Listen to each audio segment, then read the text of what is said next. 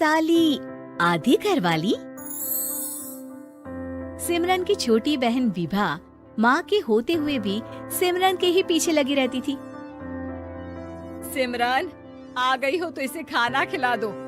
बोल रही है तुम जब तक नहीं खाओगी ये भी नहीं खाएगी। क्या है विभा, तुम खा लिया करो ना, मुझे ऑफिस से आने में देर हो जाती है। और कोई छोटी बच्ची तो हो नहीं तुम जो खाना भी नहीं खाती हो कि दीदी आएगी तो ही खाऊंगी। हाँ हाँ, छोटी बच्ची ही समझ लो। और एक बात, जब आपको पता है कि मैं आपके बिना नहीं खाती हूँ तो रोज रोज क्यों बोलती हो? अरे क्या है ये, दोनों बहनें कम माँ बेटी ज्यादा लगती हो।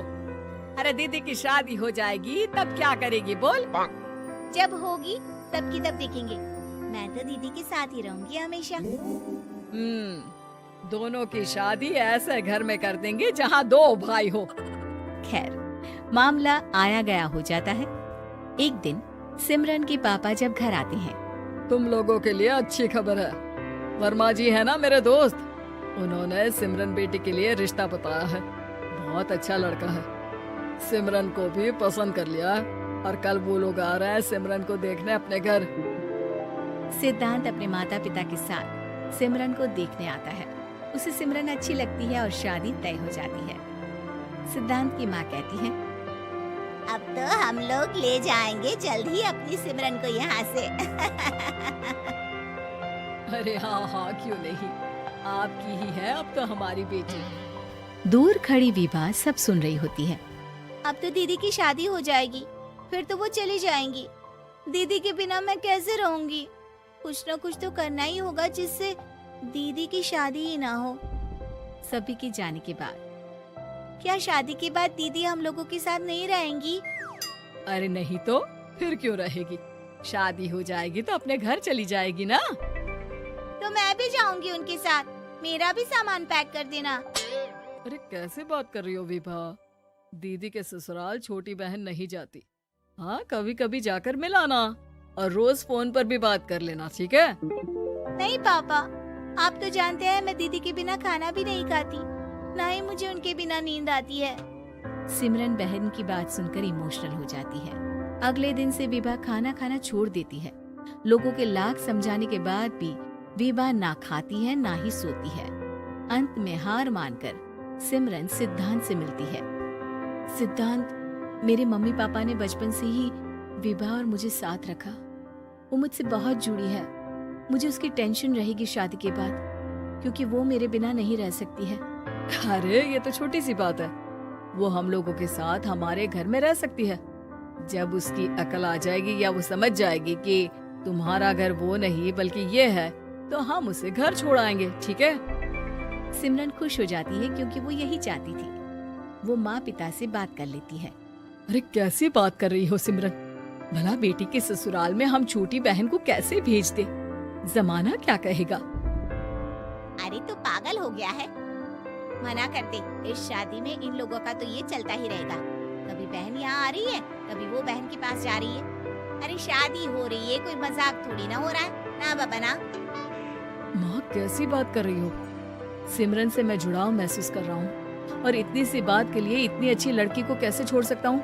सिद्धांत की भी जिद होती है कि वो सिर्फ सिमरन से ही शादी करेगा, और होता भी वैसा ही है। सिद्धांत और सिमरन की शादी हो जाती है और दहेज में आ जाती है विभा। शादी के बाद बुआ सास कहती है, अरे माँ ना, साली आधी घर वाली होती है, लेकिन ये क्या, तुम तो उसे घर ही ले आए। तभी चाची कहती है, सिद्धांत को तो हम लोगों ने सीधा समझा था, लेकिन सबसे तेज तो यही निकला। अरे देखो कैसे दहेज तो नहीं लिया, लेकिन साली पर कब्जा कर लिया। सिद्धांत ने इस और तो सोचा ही नहीं था। लोग उन लोगों के बारे में ऐसी भी बात करेंगे। वो वहाँ से चला जाता है और चुपचाप अपने कमरे में लेट जाता है।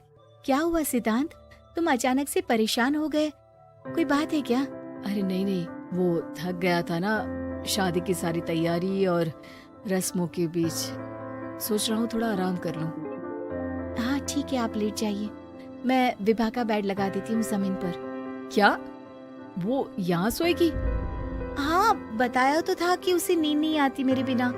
तो तुम आराम से लेटो ऊपर, हम लोग नीचे बिछा लेते हैं। अरे नहीं नहीं, तुम दोनों आराम से लेटो ऊपर, मैं माँ पापा के रूम में जा रहा हूँ। सिद्धांत वहाँ से दूसरे कमरे में चला जाता है, जहाँ सिद्धांत के पिता उससे कहते हैं, क्या बात है बेटा, तू उस कमरे में क्यों नहीं सो रहा? बहू से लड़ाई हो गई है क्या शादी के पहले दिन ही? अब नहीं पापा, वो दोनों बहनों को बात करनी थी और मुझे नींद आ रही है तो मैं यहाँ सोने चला आया। अगले दिन सिद्धांत तैयार होकर ऑफिस जाता है। ऑफिस में लंच के वक्त दोस्त कहता है, क्या बात है सिद्धांत, इतना सारा खाना एक ही दिन में? हाँ यार, वो सिमरन को खाना बनाने का शौक है तो उसी ने बनाया है। यार हम लोगों की तो सिर्फ एक ही बीवी है, उसकी तो दो है ना। सिद्धांत को गुस्सा आ जाता है। कैसी बात कर रहा है तू? अरे तू तो भाग्यशाली है जो बीवी के साथ साथ साली भी आ गई। अरे साली लोगों की तो आधी घरवाली होती है, तुझे तो पूरी की पूरी मिल गई। सिद्धांत का पारा अब 7वें आसमान में पहुंच जाता है। वो खड़ा होकर उस लड़के से लड़ने लगता है। हाँ, मेरी शादी में मेरी बीवी के साथ मेरी साली भी आई है, ये सच है, लेकिन सिर्फ कुछ समय के लिए, क्योंकि उसने सिमरन को बचपन से ही माँ की तरह देखा और यूं अचानक वो सिमरन से अलग नहीं रह सकती थी। इसलिए सोचो, अगर मेरी बीवी उसके लिए माँ का स्थान रखती है तो मेरा दर्जा क्या हुआ? तभी वहाँ बॉस आ जाता है। माफ करना सिद्धांत, यहाँ इस मेंटल लेवल के लोग हैं, जरूरी नहीं साली सिर्फ आधी घरवाली ही हो, कभी वो छोटी बहन तो कभी बेटी भी होती है। वेल डन सिद्धांत। सिद्धांत को अब ऑफिस में कोई कुछ नहीं कहता, लेकिन आस पड़ोस का वो तो वही हाल रहता है। सिद्धांत ऑफिस से घर की ओर आ रहा होता है कि रास्ते में उसे अपनी कॉलोनी का दोस्त मिल जाता है। क्या बात है, चेहरे की चमक बता रही है, शादी से बड़ा खुश है तू, क्यों? हाँ यार, अच्छी लड़की और अच्छा परिवार मिलना कहाँ होता है जल्दी आजकल। यार हमें भी दिला देना ऐसा परिवार जहाँ एक के साथ एक फ्री की स्कीम चल रही हो। सिद्धांत को फिर गुस्सा आ जाता है। वो दोस्त को मारने के लिए हाथ उठाता ही है कि वहाँ विभा आ जाती है। अरे जीजू, रहने दीजिए ना, ये लोग नहीं समझेंगे कि इंसानियत क्या होती है। ये सच है कि दीदी से कैसे दूर रहना, ये मुझे पता नहीं था। आपने मुझे दीदी के पास रहने का मौका देकर ये समझने का मौका दिया कि लड़की का असली घर उसका ससुराल होता है। मैं समझ चुकी हूँ, मैं जा रही हूँ जीजू, लेकिन मैं खुश हूँ कि आपने मुझे अपनी छोटी बहन समझा। सभी उन लोगों को देखकर ताली बजाने लगते हैं। विभा अपने घर चली जाती है और सिद्धांत खुशी खुशी सिमरन के साथ रहने लगता है।